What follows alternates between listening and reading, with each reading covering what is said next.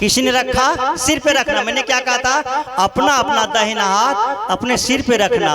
न माताओं ने रखा, न चाचाओं ने रखा, न भाइयों ने। कहाँ रखे आप लोगों ने? मुंह पर रखे। क्यों?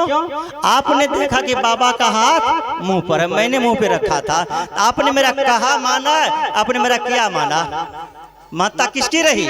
जो मैंने कहा उसका कोई प्रभाव नहीं पड़ा, जो मैंने किया उसका प्रभाव आप ऊपर पड़ा। अगर माँ गलत रास्ते पर जाएगी, पापा गलत रास्ते पर जाएंगे, भ्रम के रास्ते पर जाएंगे, भ्रम के ज्ञान में जाएंगे, तो बच्चे भी उधर ही जाएंगे। इसलिए मैंने कहा कि अंतिम बात मैंने कहा व्यवहार की क्या है कि पंचम स्वर्ग संतान आज्ञाकारी, तभी आपके जीवन में दुख नहीं होगा। जब ये पांचों आपके जीवन में है, क्या क्या पांचों जीवन में आपको है? जीवन के रहते रहते आपके पांचों चीज है। प्रथम स्वर्ग, प्रथम सुख निरोगी काया, दूजे घर कछु माया, तीजे पतिव्रता नारी, चौथे पति सदाचारी, पंचम है संतान आज्ञाकारी। ये व्यवहारिक सुख की उपलब्धि हो गई। अब बचा क्या? अब बचा क्या?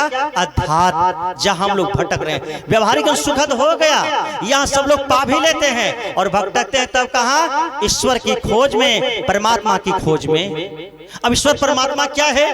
एक डिग्री है, एक पद का नाम है परमात्मा, एक डिग्री का नाम है परमात्मा। डिग्री तीन तरह के होते हैं, अफर्मेटिव, कंप्रीमेटिव और सुपरलेटिव। मोहन एक लड़का है छातापुर में, कोई डिग्री नहीं है, Mohan is a boy. Sohan एक अच्छा लड़का है, Sohan is a good boy. तब इसका नहीं ना, रोहन सोहन से अच्छा है, Rohan is better than Sohan.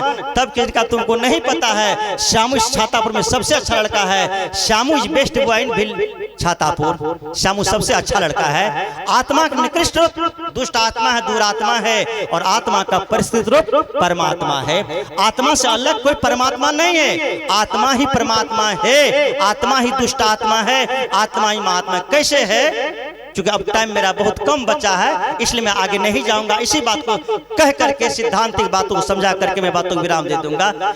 जैसे मोदी जी कल तक चाय बेचने का काम करते थे, गुजरात के मुख्यमंत्री थे, और आज क्या है? वो भारत के प्रधानमंत्री। द्रौपदी मुर्मू कल तक क्या थे?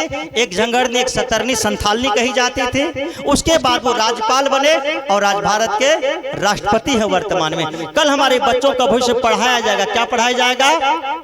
भूतपूर्व राष्ट्रपति, राज्यपाल, राष्ट्रपति, प्रेसिडेंट, सबसे फास्ट प्रेसिडेंट ऑफ भारत का कौन बताया जाएगा? द्रौपदी मुर्मू।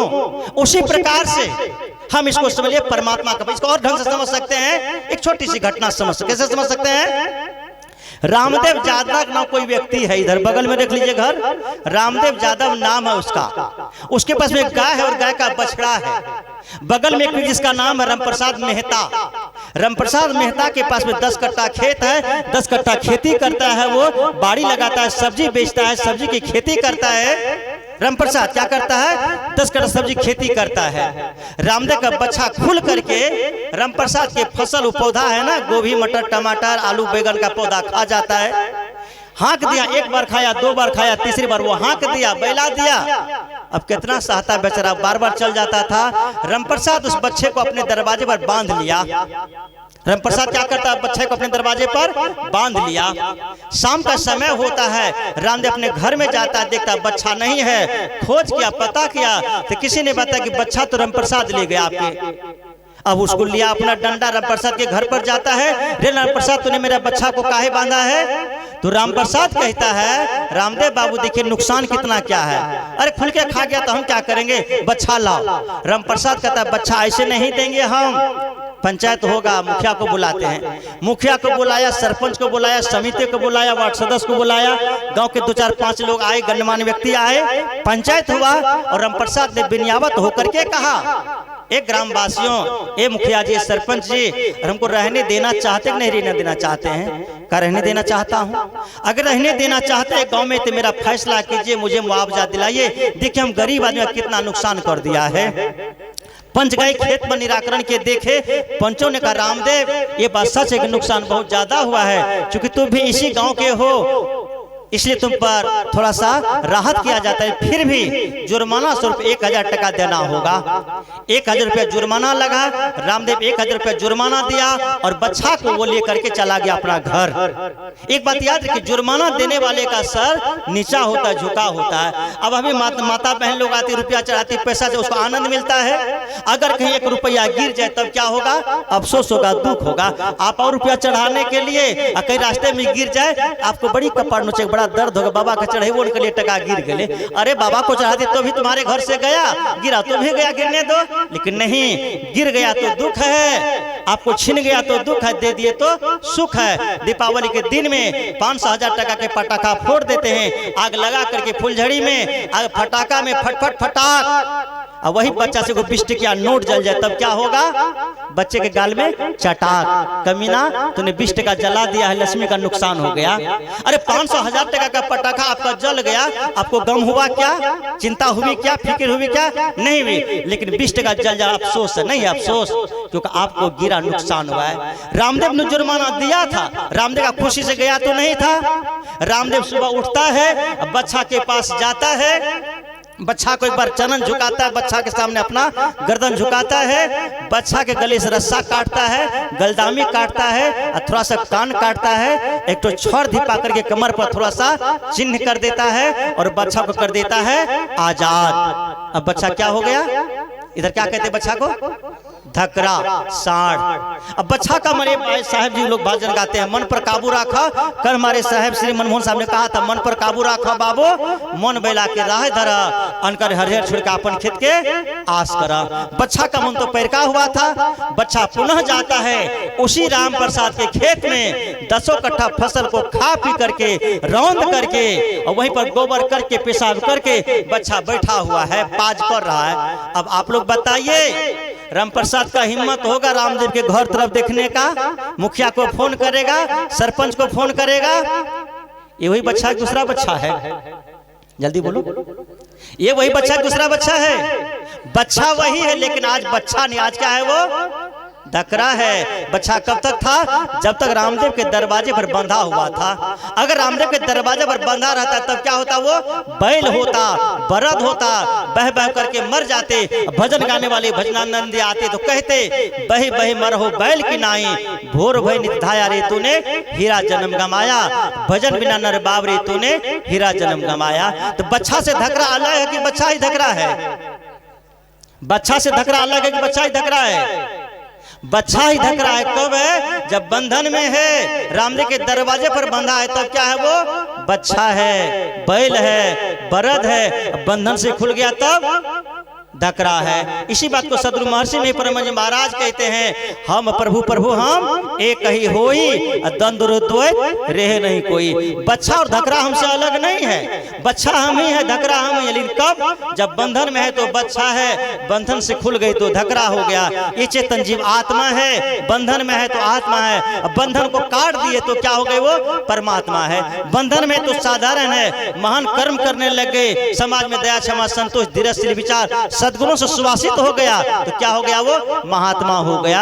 महात्मा कोई अलग से पैदा नहीं होता है, अपने जीवन को जो सुवासित कर लेता है, संगत जीवन को उच्चतम आकर्षण पर ले जाता है, वो महात्मा हो जाता है। साधना के द्वारा परम तृप्त हो जाता है, चाहना को, वासना को, इच्छा को त्याग देता है। चाह गई चिंता मिटी मनवा बेपरवाह, जिसको कछु नहीं चाहिए सो ही शहंशाह। जब इस बात की सही ज्ञान हो जाए, अब कर्म करने की आवश्यकता है, हमें बंधन को काटने की आवश्यकता है, बंधन को जानने की आवश्यकता है। तो मैंने थोड़ी सी आप लोगों के बीच में किया थोड़ी चर्चा।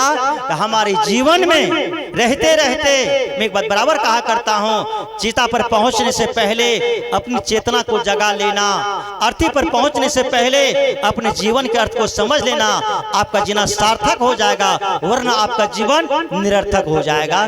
तो मैंने थोड़ी चर्चा की ज्ञान और कर्म, हमें व्यवहार का ज्ञान होना चाहिए। और आध्यात्म के जीवन में जो भटकाव चल रहा है, आज कोई सतभैया में खोज रहा है, कोई तिंडड़िया में खोज रहा है, कोई पानी में खोज रहा है, कोई पत्थर में खोज रहा है, ये कहीं मिलने वाला नहीं है। आप खुद हैं, बंधन में है तो आत्मा है, बंधन में है तो जीव है। और गुरु के पास जाकर के अच्छी संगति प्राप्त करके साधना भजन के द्वारा अपने व्यवहारिक जीवन को सुंदर बनाए, माता पिता के साथ अच्छा जीवन जिए, ग्राम समाज के साथ अच्छा जीवन जिए। आप संगठन से चलें और एक अंतिम बात, शिक्षित बने, संघर्षशील बने और संगठित बने। आपके जीवन में सफलता आएगी, घर भी सुंदर होगा, परिवार भी सुंदर होगा, व्यवहार भी सुंदर होगा। फिर और कहां पर आप ऊपर की चर्चा कर रहे हैं और ठगने वाले के जाल में पड़ रहे हैं। तो कल मैंने थोड़ा कर्मकांड पर चर्चा किया था, इसलिए मैंने कहा सत्संग का मतलब होता है सत्संग is light of the life, good habit is good life, bad habit is bad life. हमारे जीवन में सत्संग एक जलता हुआ दीपक है, जलता हुआ प्रकाश है। और एक जलता हुआ दीपक हजारों बूझे दीपक को जलाने का काम करता है। लाखों बूझे दीपक मिलकर कभी एक दीपक को नहीं जला सकता है। दीपक सोने का है कि चांदी का, मिट्टी का है कि तांबा का, लोहे का कि एल्युमिनियम का, इसकी कोई महत्ता नहीं है। महत्ता दीपक आपका जल रहा है कि बुझा हुआ है। ये साधु महात्मा जो विवेकवान होते हैं, पारखी होते हैं। परखने का मतलब माता ज्यादा पारखी है, दाल ला करके पारखी मतलब कोई सिद्धांत मत मान लेना, कोई समाज मत मान लेना। पारस रूपी जीव है, लो रूप संसार, पारस के पारस में परख भया टकसार। दाल खरीद के लाई बाजार से, कंकड़ भी है, कटकी भी है, भूसा भी है। माता नहीं देखी, नहीं परखी, दाल दे दी, लोहिया डेक्ची में डाल दी, कुकर में डाल दी, दाल बन के तैयार हो गई। खाते समय कचकच भी कर रहा है, पत्थर भी दांत में गड़ रहा है। तो पति देव बोलते हैं, तो पत्नी क्या कहती है, जाला बोला साधले हमारे कौन दोष था। घर में विवाद होगा कि नहीं होगा। कुशल गृहिणी का कर्तव्य क्या है, दाल को सूप में ले, फटकी देखी, कटकी को निकाल दिया, पत्थर को निकाल दिया, मिट्टी को निकाल दिया, भूसा निकाल दिया, धो करके दे दिया। अब वो दाल बढ़िया बन गई, कोई टेंशन होगा। यही पारख का मतलब ही होता है। आप विवेकवानों का संग करके, इसलिए कहा भंवर जाल बगु जाल है, बूढ़े बहुत अचेत, कहाँ है कबीर ते बाचे हैं, जाके हृदय विवेक, बिनु सत्संग विमल विवेक न होई, बिनु विवेक संसार घोर निधे तराई ना कोई। हम लोग विवेकवान बने, अच्छे संगति में जाएं। मैंने थोड़ी चर्चा की। पुनः मैं इस संपूर्ण आयोजन कमेटी के लोगों को, समाज को धन्यवाद देते हुए और आप सबको धन्यवाद देते हुए अपने बातों को मैं देता हूं विराम। और आप सबके अंतःकरण में बैठे उस परमात्मा को करता हूं प्रणाम।